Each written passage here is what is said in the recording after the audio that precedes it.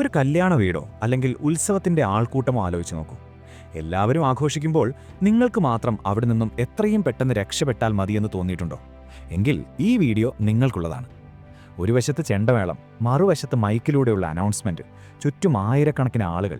ഈ ഒരു പൂരപ്പറമ്പിലോ അല്ലെങ്കിൽ ഒരു കല്യാണ വീട്ടിലോ നിൽക്കുന്നതിനേക്കാൾ ഭേദം ഒറ്റയ്ക്കൊരു കാട്ടിൽ പോയി ഇരിക്കുന്നതാണെന്ന് നിങ്ങൾക്ക് എപ്പോഴെങ്കിലും തോന്നിയിട്ടുണ്ടോ? മറ്റുള്ളവർ അടിപൊളി വൈബ് എന്ന് വിളിക്കുന്ന ഇടങ്ങളിൽ നിന്ന് നിങ്ങളുടെ ശ്വാസം മുട്ടുന്നുണ്ടെങ്കിൽ നിങ്ങൾക്കൊരു കുഴപ്പമില്ല. സത്യത്തിൽ മറ്റുള്ളവർ കാണാത്തൊരു സൈക്കോളജിക്കൽ റിയാലിറ്റി നിങ്ങളുടെ തലച്ചോർ തിരിച്ചറിയുന്നുണ്ട്. നിങ്ങൾ ബോറനല്ല, അഹങ്കാരിയുമല്ല. നിങ്ങളുടെ തലച്ചോർ മറ്റുള്ളവരുടേതിനേക്കാൾ ഹൈ ക്വാളിറ്റിയിൽ കാര്യങ്ങൾ പ്രോസസ്സ് ചെയ്യുന്നു എന്നത് മാത്രമാണ് ഇതിന് കാരണം. എന്താണ് നിങ്ങളുടെ തലച്ചോറിനുള്ളിൽ നടക്കുന്നത്? നമുക്ക് നോക്കാം. നമ്മുടെ നാട്ടിലെ ഒരു സാധാരണ ബസ്സിൽ യാത്ര ചെയ്യുന്നത് ആലോചിച്ച് നോക്കൂ.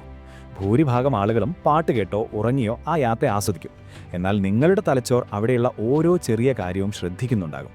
ആ ജനാലയിൽ തട്ടുന്ന കാറ്റ്, അപ്പുറത്തെ സീറ്റിലിരുന്ന് സംസാരിക്കുന്നവരുടെ ടോൺ മാറ്റം, കണ്ടക്ടറുടെ മുഖഭാവം എല്ലാം. ശാസ്ത്രം ഇതിനെ വിളിക്കുന്നത് സെൻസറി പ്രോസസ്സിംഗ് സെൻസിറ്റിവിറ്റി എന്നാണ്. ലോകത്തുള്ള 10% ആളുകൾക്കും ഈ പ്രത്യേകതയുണ്ട്.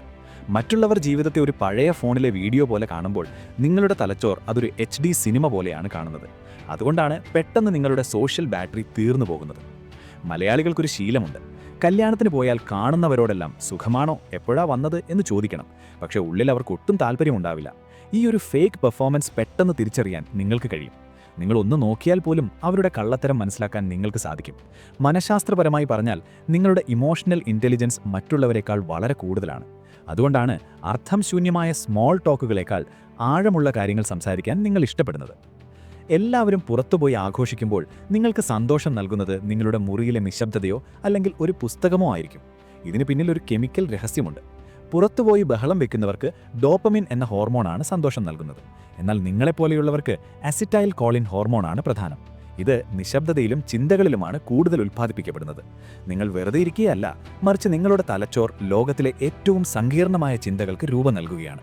ആ നിശബ്ദതയിലാണ് ഏറ്റവും വലിയ സത്യങ്ങൾ ഒളിഞ്ഞിരിക്കുന്നത്. ഒരു മുറിയിലേക്ക് നിങ്ങൾ കയറി ചെല്ലുമ്പോൾ അവിടുത്തെ അന്തരീക്ഷം മോശമാണെങ്കിൽ ആരും പറയാതെ തന്നെ നിങ്ങൾക്കത് മനസ്സിലാകും.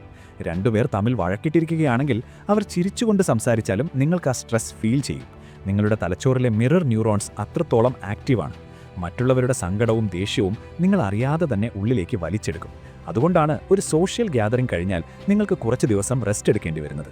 നമ്മുടെ സമൂഹം എപ്പോഴും ബഹളം വെക്കുന്നവരെയും ആൾക്കൂട്ടത്തിൽ നിൽക്കുന്നവരെയുമാണ് വിജയികളായി കാണുന്നത്. എന്നാൽ ഓർക്കുക, ലോകത്തെ മാറ്റിമറിച്ച പല വലിയ ചിന്തകളും ഉണ്ടായത് നിശബ്ദതയിലാണ്. നിങ്ങൾ ഒറ്റയ്ക്കിരിക്കാൻ ആഗ്രഹിക്കുന്നത് ഒരു കുറവല്ല, മറിച്ച് നിങ്ങളുടെ സമാധാനത്തിനായുള്ള തിരഞ്ഞെടുപ്പാണ്. ആൾക്കൂട്ടത്തിനിടയിൽ നിൽക്കുമ്പോൾ ശ്വാസം മുട്ടുന്നുണ്ടെങ്കിൽ ധൈര്യമായി അവിടുന്ന് മാറി നിൽക്കൂ. കാരണം നിശബ്ദമായ മുറികളിലാണ് ഏറ്റവും വലിയ സത്യങ്ങൾ മുഴങ്ങിക്കേൾക്കുന്നത്.